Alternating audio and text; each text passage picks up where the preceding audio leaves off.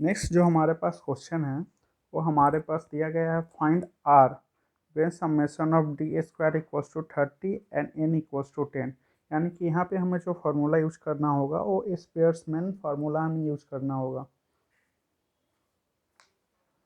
यानी कि इससे पहले हमने डील किया था स्पेयरमैन्स रैंक कोरिलेशन कोफिशिएंट, इसमें हमने देखा था। अभी हमें जो फार्मूला यूज करना होगा ये वाले फार्मूला हमें यूज करना है।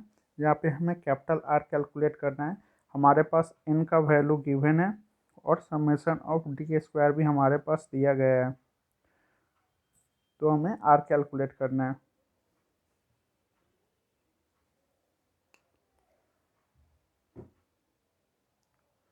सो आर इक्वल्स टू हमारे पास हो जाएगा 1 minus 6 into summation of D square whole divided by N cube minus N. यानी कि हम यहाँ पे वैल्यू लिख सकते हैं। हमारे पास 1 है minus 6, summation of D square का वैल्यू हमारे पास 30 है, एन का वैल्यू हमारे पास 10 यानी कि 10 क्यू माइनस 10। यानी कि जो हमारे पास वैल्यू आ जाएगी वो 1 माइनस 180 डिवाइडेड बाई 10 का क्यू करेंगे तो हमारे पास 1000 आएगा। 1000 से हम लोग अगर 10 माइनस कर दिए तो हमारे पास 990 बचेगा। 0 से 0 कैंसिल हो गया और 18 को हम लोग डिवाइड कर देंगे 99 से, तो हमारे पास जो वैल्यू आएगा वो आएगा 0.18। हम लोग डेसिमल पॉइंट अप टू 2 ले रहे हैं, 2 डेसिमल प्लेसेस तक।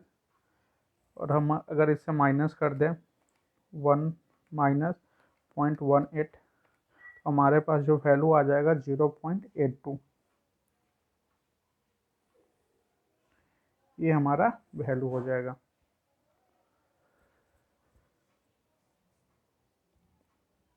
नेक्स्ट जो क्वेश्चन है हमारे पास है, इसमें हमें फाइंड करना है find the correlation coefficient between X and Y when variance of X is 2.25 and variance of Y is 1 and covariance of X and Y is 0.9। यानी कि हमारे पास ऑलरेडी सभी गिवन डाटा दे दिया गया है और हमें कोरिलेशन ऑफ कोफिशिएंट निकालना है। तो हमने पहले ही बोला था कि वेरिएंस इक्वल्स टू हमारे पास क्या होता है, वेरिएंस इक्वल्स टू होता है हमारे पास एच डी स्क्वायर। तो अगर हमें एच डी फाइंड आउट करना है तो हम लोग क्या करते हैं, स्क्वायर रूट ऑफ वेरिएंस। ये हमने प्रीवियस क्वेश्चन में भी देखा था। तो हमारे पास क्या दिया गया है, वेरिएंस ऑफ एक्स। यानी कि हमारे पास अगर एच डी ऑफ एक्स निकालना है तो हम लोग क्या करेंगे, 2.25 का हम लोग स्क्वायर रूट निकाल लेंगे। ये हमारे पास 1.5 आ जाएगा। यानी कि 225 हमारा किसका स्क्वायर होता है, 15 का। वह 2.25 हमारा 1.5 का हो जाएगा। और अगर हम हमारे पास H D of Y find out करना है तो ये क्या हो जाएगा, स्क्वायर रूट ऑफ 1, और 1 का स्क्वायर रूट हमारे पास 1 ही होगा। और हमारे पास कोरिलेशन कोफिशिएंट का फॉर्मूला क्या होता है, R equals to covariance between X and Y whole divided by sigma X into sigma Y. Now covariance of X and Y हमारे पास वैल्यू दिया गया है 0.9। स्टैंडर्ड डेविएशन ऑफ एक्स हमारे पास 1.5 आ गया और स्टैंडर्ड डेविएशन ऑफ वाई हमारे पास 1 आ गया। यानी कि 0.9 को हम लोग डिवाइड कर देंगे, 0.9 होल डिवाइडेड बाई 1.5। हमारे पास जो वैल्यू आ जाएगा वो 0.6। ये हमारे पास 0.6 वैल्यू आ जाएगा। यानी कि मोस्टली जो क्वेश्चन पूछा गया है ये हमारा, इसमें हमारा ये formula he correlation of coefficient use हो रहा है।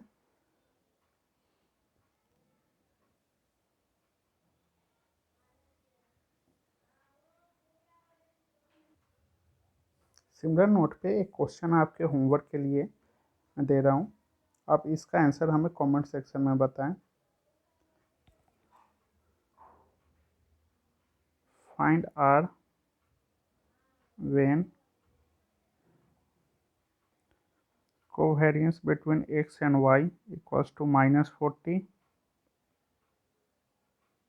variance of x equals to 64, and variance of y equals to 225। Are का वैल्यू हमें कमेंट सेक्शन में बताएं।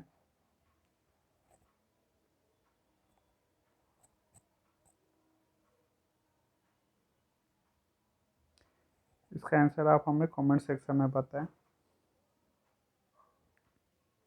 नेक्स्ट क्वेश्चन की तरफ बढ़ते हैं। नेक्स्ट क्वेश्चन है हमारे पास, calculate the value of correlation coefficient. ये भी हमारा बहुत ही आसान क्वेश्चन है। ये लॉन्ग फार्मूला के ऊपर बेस्ड है, यानी कि हमारे पास अगर गिवन अगर हम देखें इसे, ये आपको इस फॉर्म में लिखा है इसलिए ऐसा लग रहा होगा कि ये थोड़ा कॉम्प्लिकेटेड क्वेश्चन है, बट इसे अगर हम लोग चाहे तो सिंपल फॉर्म में लिख सकते हैं। ये summation i equals to 1 up to n होता है, यानी कि हम लोग यहाँ देख सकते हैं n का वैल्यू हमें दे दिया गया है। n का वैल्यू हमारे पास 100 है। अगर समेसन x की वैल्यू की बात करें तो ये 280 हो जाएगा। अगर समेसन y का बात करें तो हमारे पास 60 आ जाएगा। समेसन एक्स स्क्वायर का बात करें हमारे पास 2384। सिमिलरली समेसन y का वैल्यू हमारे पास 100, y स्क्वायर का वैल्यू 117 है। एंड समेसन एक्स वाई का वैल्यू हमारे पास 438 है। तो हमने देखा था कि हम अगर ये सभी गिवन डाटा हमारे पास हो तो हम लोग कैसे आर का वैल्यू कैलकुलेट कर सकते हैं। तो इसके लिए हमें लॉन्ग फार्मूला यूज करना होगा, that is n into summation of X Y minus summation of X into summation of Y square root of n into summation of X square minus summation of X का whole square. Similarly हम लोग y के लिए भी करेंगे, यानी कि n into summation of Y square minus summation of y का होल स्क्वायर। ये फार्मूला हमने अप्लाई किया। अब बस इसी में हमें क्या करना है, वैल्यू पुट कर देना है। तो n के जगह पे हमारा जो वैल्यू आएगा वो 100 आ जाएगा। समेसन एक्स वाई का वैल्यू हमारे पास दिया गया है 438 माइनस, इसको एक ब्रैकेट में ले लेते हैं और इसको अदर ब्रैकेट में समेसन ऑफ एक्स का वैल्यू हमारे पास दिया गया है 280 इंटू समेसन वाई का वैल्यू दिया है हमारे पास 60। नेक्स्ट n की जगह पे 100 पुट करेंगे। समेसन ऑफ एक्स स्क्वायर का वैल्यू हमारे पास है 2384 माइनस कर देंगे समेसन ऑफ एक्स, यानी कि हमारे पास 280 का होल स्क्वायर। हम लोग 280 का होल स्क्वायर लिख सकते हैं। सिमिलरली हमारे पास n into 100 summation of Y square हमारे पास 117, इससे माइनस कर देंगे हम लोग समेसन ऑफ वाई का होल स्क्वायर, यानी कि 60 का होल स्क्वायर। इस वैल्यू को सॉल्व करेंगे with the help of calculator. उसके बाद ये हमारा जो ऊपर का वैल्यू आ जाएगा वो आ जाएगा हमारे पास 27,000। इसका जो वैल्यू आ जाएगा हमारे पास 1,60,000 और इसका जो वैल्यू आ जाएगा हमारे पास वो आ जाएगा 8,100।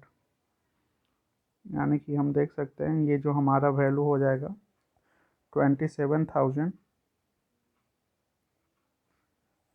इंटू 400 बाई हमारा 400 इंटू 81 का अगर देखें तो हमारे पास जो है ये आ जाएगा 90। इसको विद द हेल्प ऑफ अगर हम लोग डिवाइड करते हैं 27,000 डिवाइडेड बाई 400 डिवाइडेड बाई 90, तो हमारे पास जो वैल्यू आ जाएगा वो वैल्यू आ जाएगा 0.75। यानी कि जो हमारा इसका फाइनल आंसर है आर का, यानी कि जो कोफिशिएंट ऑफ कोरिलेशन हमसे पूछा गया है उसका वैल्यू 0.75 है, यानी कि हमारा जो वैल्यू आया पॉजिटिव आया। और हमें हमेशा याद रखेंगे, यानी कि आर का वैल्यू हमेशा -1 टू +1 के बीच में ही होगा। यानी कि अगर हमारा वैल्यू डेसिमल में आ रहा है या अप टू 1 तक, यानी कि इसका अपर लिमिट हमारा 1 है, 1 तक आ रहा है, तब हमारा कैलकुलेशन सही है। अगर 1 से ये एक्सीड कर रहा है, यानी कि ज़्यादा आ रहा है, तो हम कहीं कैलकुलेशन में मिस्टेक कर रहे हैं।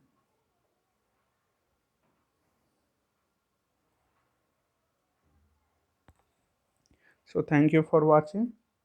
We will discuss more illustrations of correlation analysis. So stay connected to my channel, Business Math with Nagmani.